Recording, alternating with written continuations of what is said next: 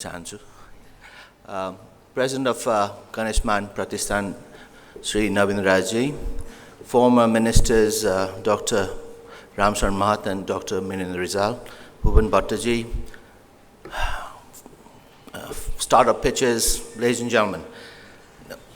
We have, as a nation, never actually been an entrepreneurial society.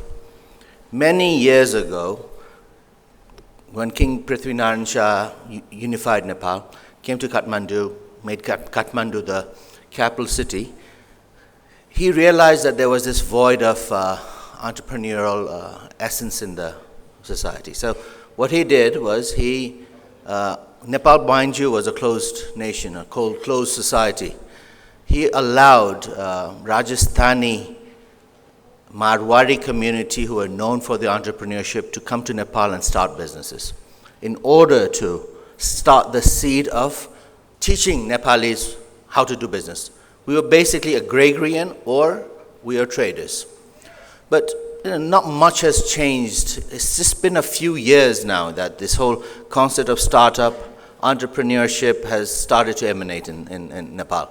And that has a lot to do with accelerator programs, incubators that have come up to teach people how to actually start business.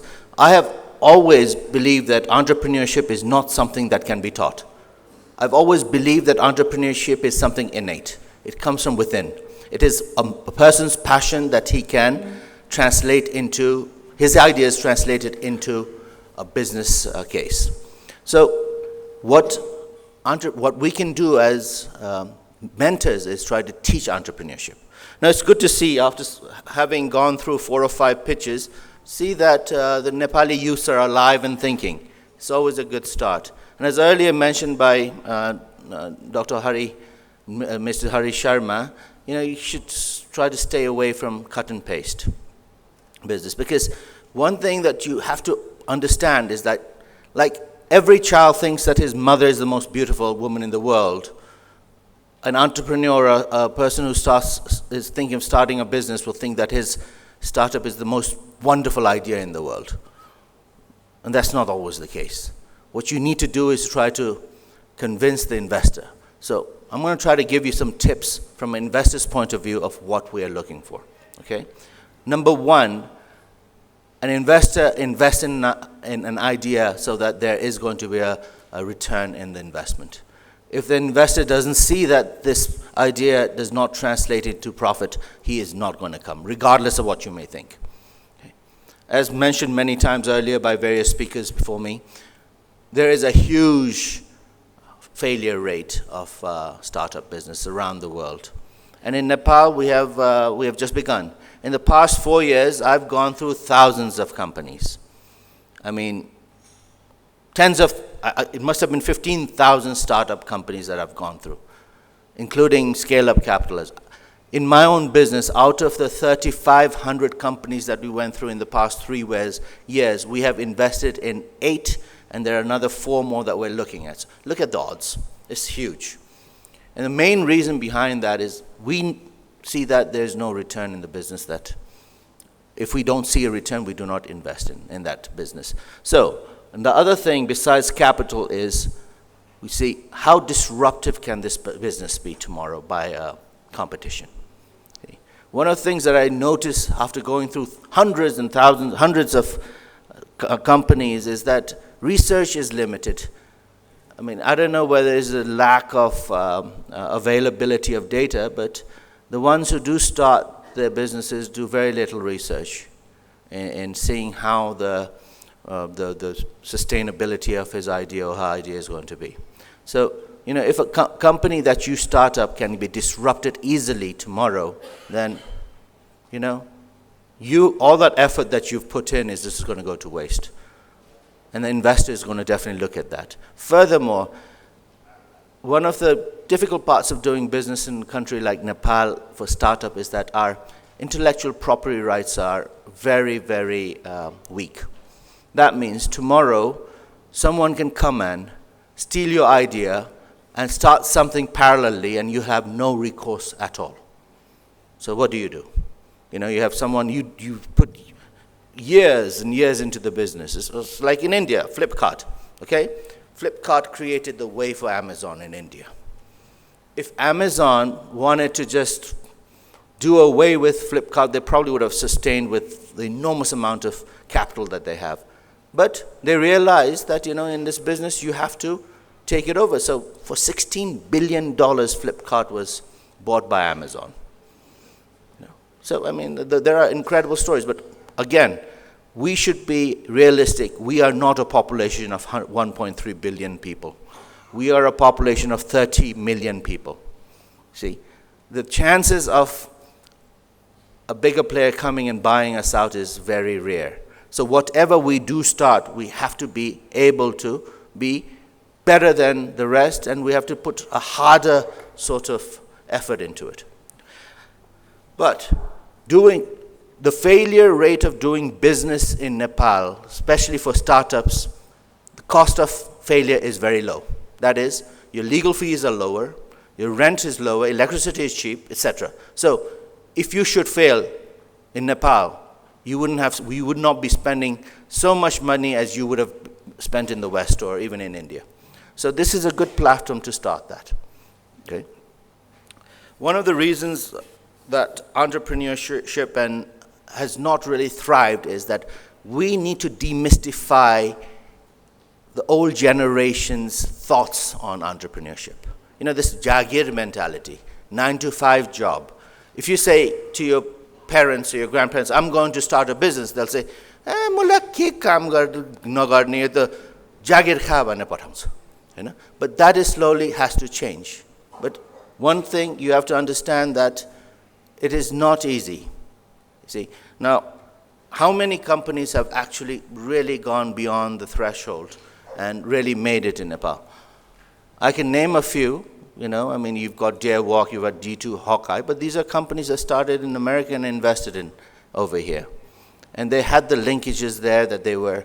So the point here is that you need to create an idea that can service the wider picture. It can be an ancillary to a regional sort of business. I'll give you an example.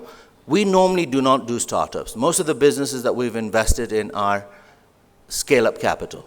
But now there's this interpretation of what you mean by startup. Over here in Nepal, when you talk about startup, everyone thinks it's ICT business. A startup can be anything. It could be vegetable vendors. Earlier there were a couple on how to do waste management. So we are just about ready to invest in Nepal's largest bio digester, and it's called waste digester, as well as it's a gas company. It's a manure-built biogas company that will provide 15 tons of fertilizer and 200 cylinders a day. Now, this not only will do import substitution, in small scale, we will be importing 200 cylinders less per day from India when we start production. Okay? The other company that we're investing in is a bio pellet business, which is basically using forest waste and compacting it into pellets so that it substitutes coal. There will be no carbon footprints. So, these are innovations for Nepal. It may not be innovative for the rest of the world, but it is the first of its kind in Nepal, which will add enormous value to society because it will help the environment. And it will also help in import substitution.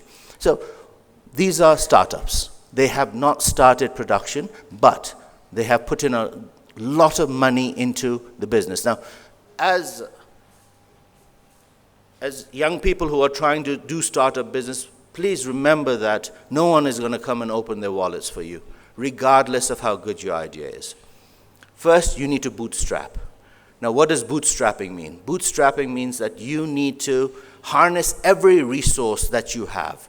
Go out and try to get that capital from your friends, family. If you have some security, go to the banks. Demonstrate that you are passionate and you are serious enough to have done that in order to make your business successful in the first round.